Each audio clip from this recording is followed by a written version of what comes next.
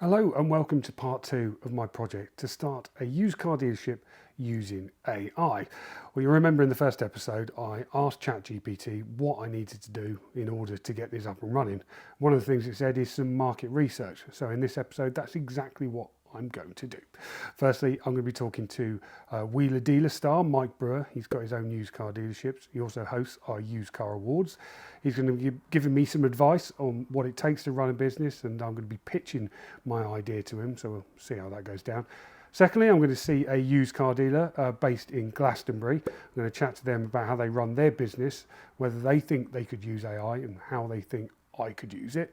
And thirdly, I'm going to pop and see a local franchise dealer. I want to see what he can do to help my business, whether he can help me with some reconditioning, whether he can offer me any of his part exchanges, and just see whether there's any opportunities to work together. But I'll be asking ChatGPT for his advice before that meeting too. This is the AI car dealership project.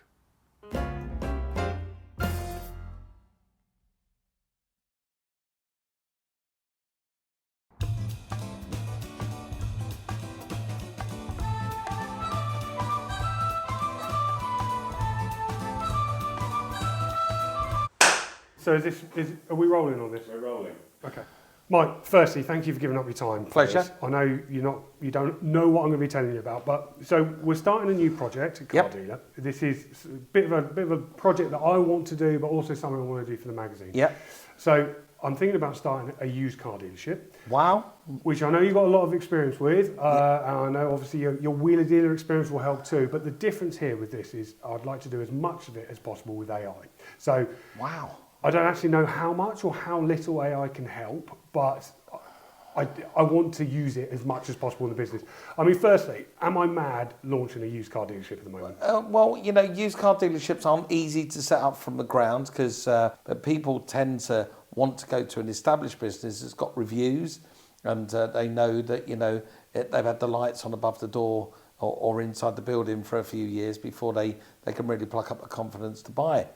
So setting up a dealership a brand new one, is always a little bit tricky, but with you behind it and the people that you know in the industry behind it, I can't see it not working actually. I think it'd be a really good thing. And tapping into AI, I think is a really clever resource because it's going to happen anyway. The only thing it's going to cost you is a lot of money. You've got to find some stock and that costs money. You've set up used car dealerships. You ran a used car dealership right at the start. It's how you got into TV, isn't it? What do you think I could use AI for? Because I mean, I don't know how to set up the business in the first place.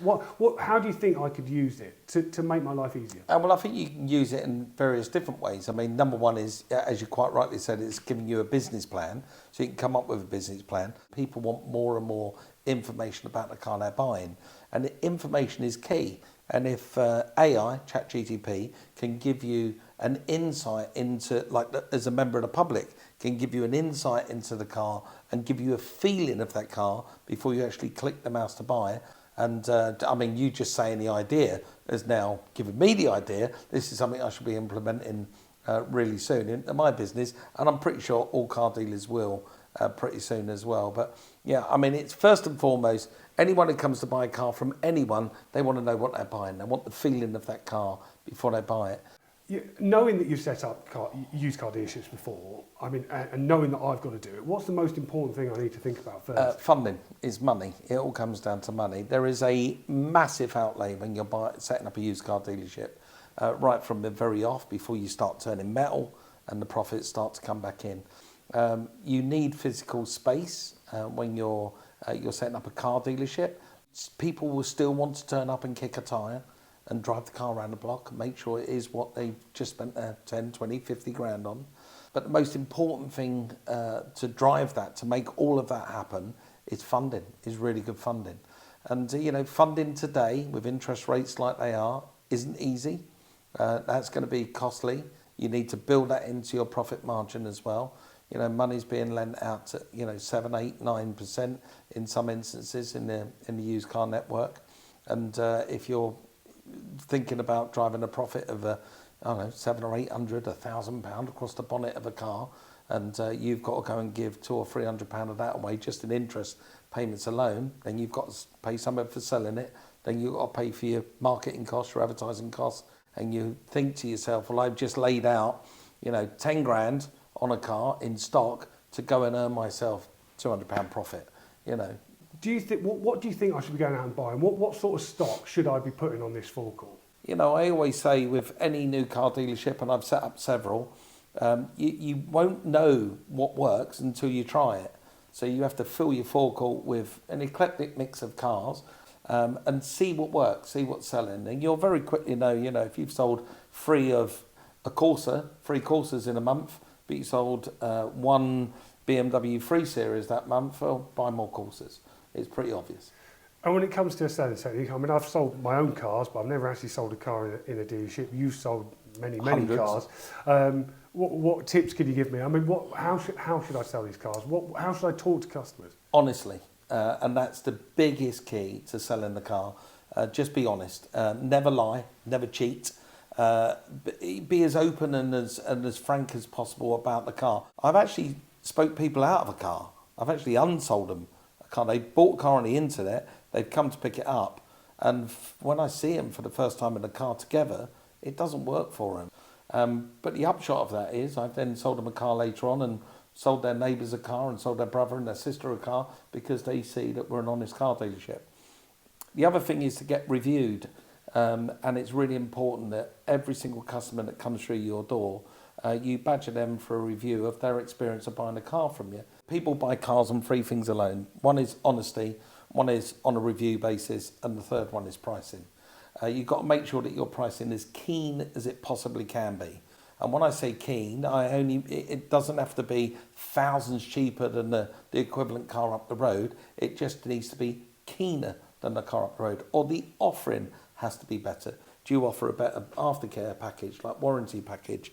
Do you offer a better support network, as in, if you've got a problem, you can always bring the car back to me. Build a relationship with them, because they do come back. You do get a lot of repeat custom. And remember, the best advertising hoarding you can have, your best way to get to market, is for that person to go away and talk about it and tell people what an experience they've had, and their neighbours, their friends, their family, they come and buy from you. And one of those things you mentioned, pricing, I mean, that's absolutely critical, isn't it? And, Yeah. and the important thing to that in a used car dealership, I mean, if I'm wrong, correct me, is the buy-in, is making sure you're buying these vehicles properly. Where would you suggest I get these cars from? It's really tough, and that is the tough bit. Some people, local traders, make the mistake of just tending to go to one auction house in their local area.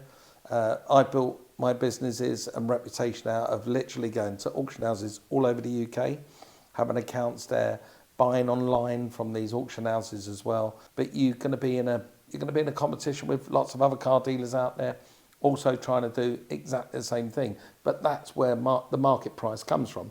That's the dictation of the market price.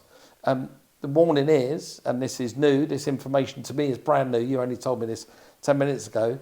That over the next, between now at the end of 2023 and by the time we come round to the spring of next year, used car prices are going to take a bit of a tumble. It's possibly not the best time to start up a new business, because the outlay is a diminishing outlay right from the very off. The moment you put 100 grand into a business, within a month it's going to be 95 grand, a month after it's 90 grand, within a month after it's 85 grand, and it's a diminishing return because we're dictated by the market, and the market is falling at the moment. So you really have to be sure that you want to do it and know that you can do it. And I've known you for 2 decades. If anyone could sell a car, it'd be you. So I don't think you're going to be that bad at it. And you've got a lot of people to lean against for advice. And ChatGPT, of course. But we did ask ChatGPT to come up with some names for this used car dealership, and some of them were... What did it call it? AI dealership? Or? Pretty close. Some of them were as bad as that, yeah. But the one that we sort of liked was the Clever Car Collection. That was the one that sort of stuck out. Yeah, that's really good. What do you think of that idea? That's the Clever Car. I wouldn't say Clever Car Collection, because a collection is a collection of cars that's a collection. It's not for sale, is it? But the Clever Car Dealership. Or the Clever Car Company. Or the Clever Car Company. I'll buy a car from somebody called the Clever Car Company, wouldn't you? I'll chalk that up as positive market research, I think. That is positive market research. Very good. Yeah. Finally, Mike, is there a piece of advice that you can give me now that you wish you could have told yourself when you started out in the motor trade? Something that I can really use and build. Don't do it. Don't do it. Look, James, we're sitting here in my luxurious house. Next to my library. Yeah, it's my luxurious house. No, there's nothing I could tell you that other than put your head down, go for it. It's hard work, but the rewards are evident. If you do it well and you do it right and you're honest with yourself and honest with your customers, you will do all right. You're going to do it, and I know you're going to do all right. Will you come back on and give me a kick up the arse if I need it in a couple of months' time? I don't think you're going to need anything, James. You've got a bright brain. You've got great people behind you. I know your team that are behind you. And in this instance, you've got your new best mate, AI, that you've dropped me for. So you've got him to lean upon. Can you help produce an introduction to my video interview with Mike Brewer? Hello and welcome everyone. I'm Your Name, and today I have the immense pleasure of hosting a very special guest on our channel, a true legend in the world of cars and a name synonymous with the automotive expertise, Mr. Mike Brewer. Many of you know him as a charismatic host of the hit TV show Wheeler Dealers. I nearly forgot that. And he's also a successful entrepreneur with his own used car dealership. Shift to Mike Brewer. Mike, it's an honour to have you here. Your journey in the motor trade has been incredibly inspiring, and your insights are invaluable to both enthusiasts and professionals alike. Turn to address the audience. In today's conversation, we're going to be delving into the topic that's close to both our hearts, the world of used car dealerships. Look back at Mike. Mike, with your wealth of experience and forward-thinking approach, I'm excited to delve into your perspectives on the traditional car dealing is merging with cutting-edge technology. Whoa, just stop. This was all ChatGPT. Honestly, shut up. All I said to ChatGPT was, I'm going to interview Mike Brewer tomorrow about my new AI car dealership idea. Can you write me an intro for a video? No way, and that's all from that. And that came from it. Including the engage with the audience again. Engage with the audience. What, it told you when to look at the audience, when to look at me? We're doomed. We're doomed. We are so doomed. We are absolutely doomed. And it says, end with a gesture inviting Mike to speak. Please speak. He didn't say that. I'm scared. I'm scared, terrified, and we're all doomed. And I wish I was born now. How about that? Perfect.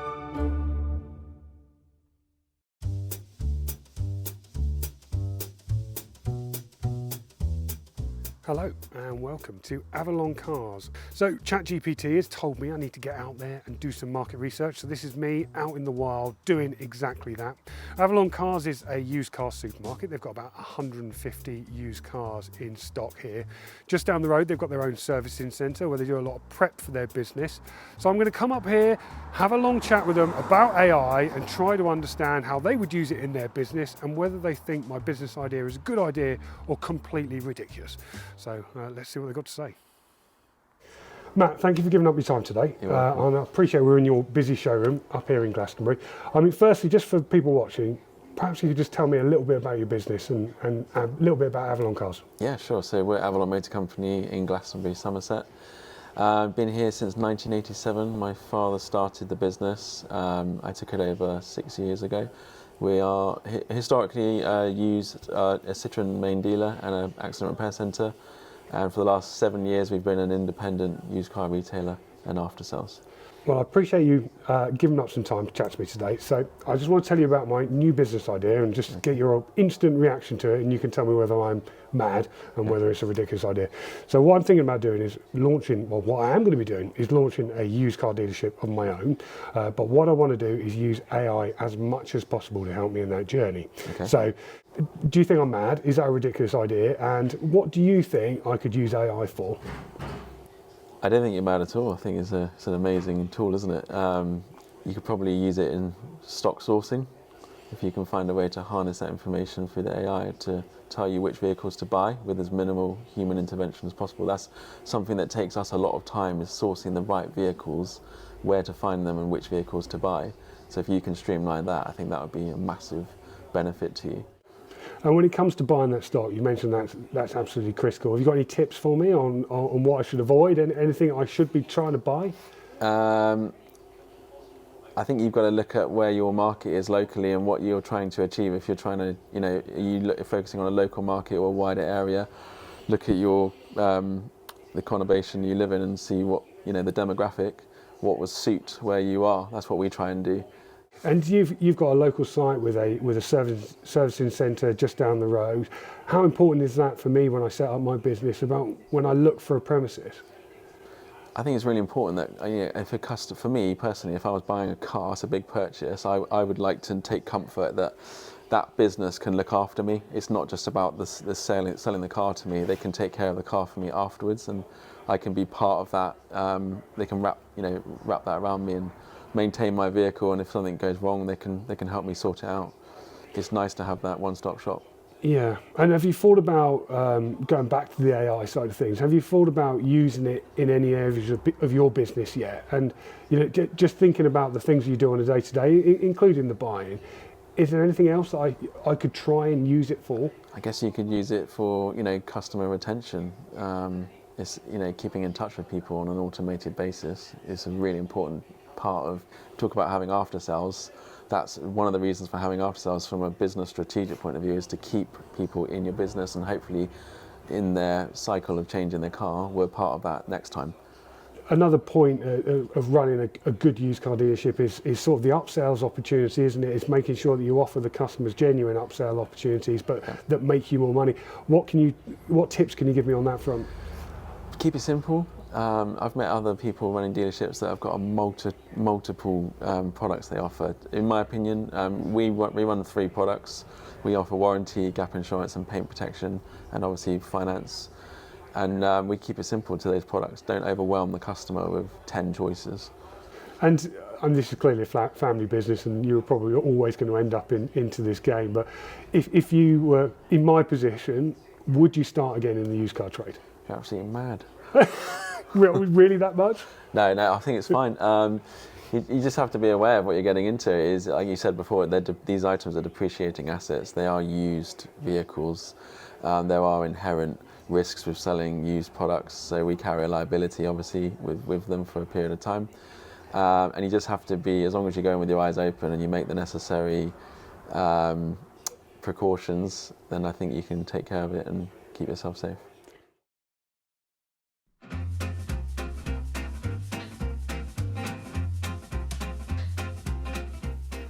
So the last time I spoke to ChatGPT about this idea, it said I needed to get some help from local businesses and suggested I did some market research. So today I've organised a meeting with the local franchise dealer. Now, Fine Cars, they've actually got a few premises that could work out for my new business idea. I think maybe a bit of land I could use, and also they've got a very good access to stock that I might be able to use, and I'm hoping that their expertise when it comes to prepping cars could also be useful.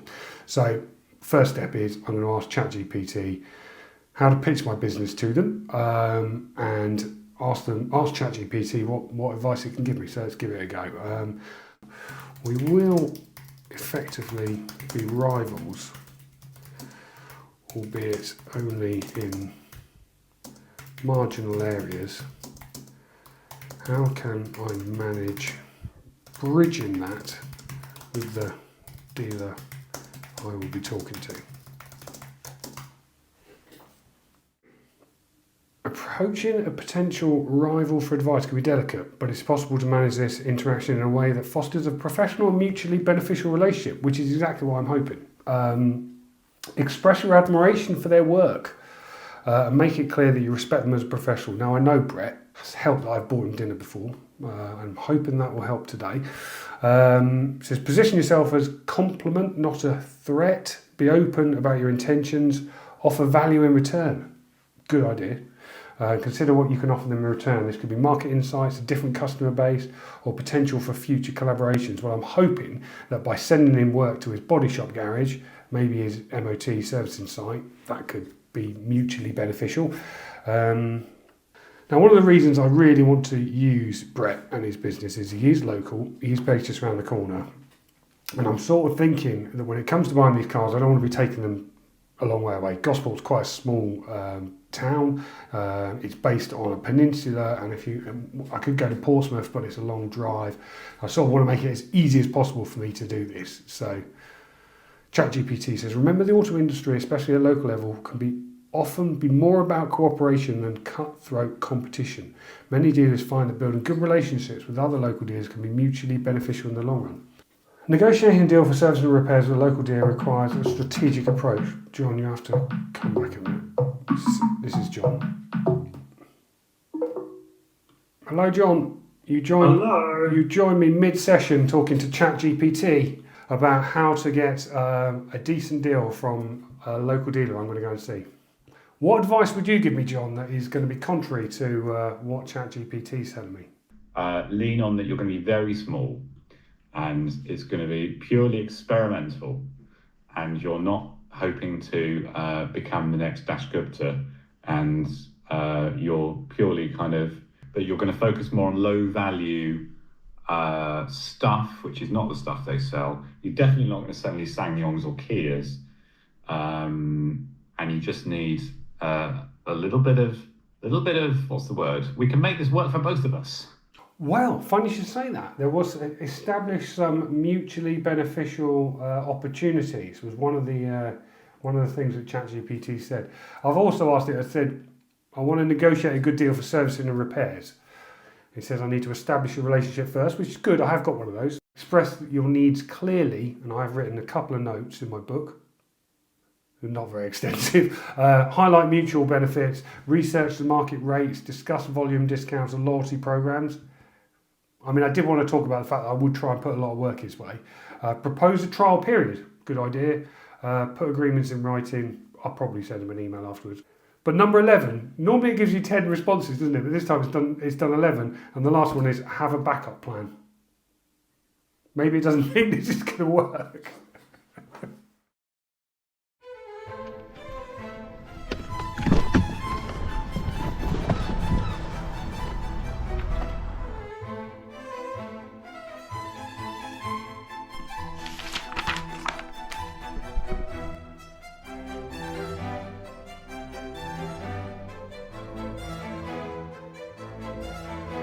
Well, that was pretty good, if I'm honest. Very, very glad I came out to see Brett. I mean, firstly, he came up with some really good ideas. First, we started talking about location, but he's also got a prep centre in an industrial estate that's got a compound, which I've sort of had my eyes on, thinking that would make a really good base for a used car dealership. He's going to talk to the people who are currently there and said that it might be an opportunity for us to use it. There was also the opportunity to do some trade preparation work.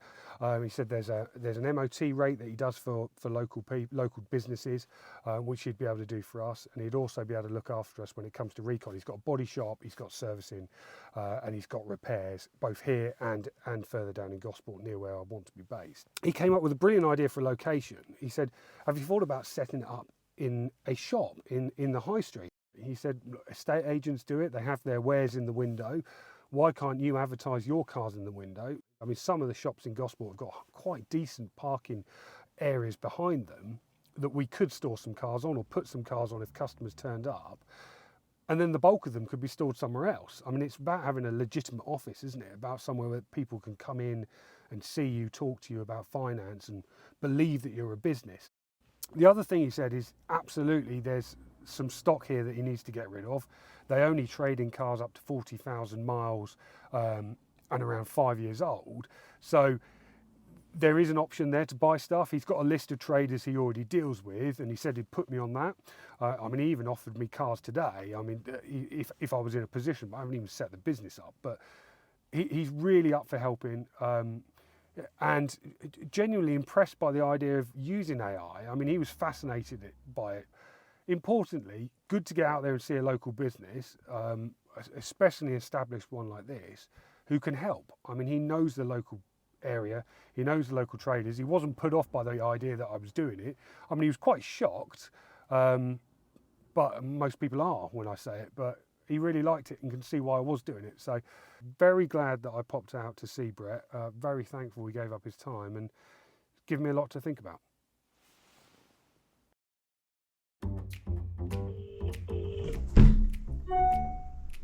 For the insurance company's house, my name's Jeff. Can I take your company number, please? I've just been trying to register my company online. I've put in all of the details. I got to the payment page and it failed. Because you'd need to start over again, I'm afraid. Really? So I've got to do everything again? About your experience today. If you're happy to share your feedback,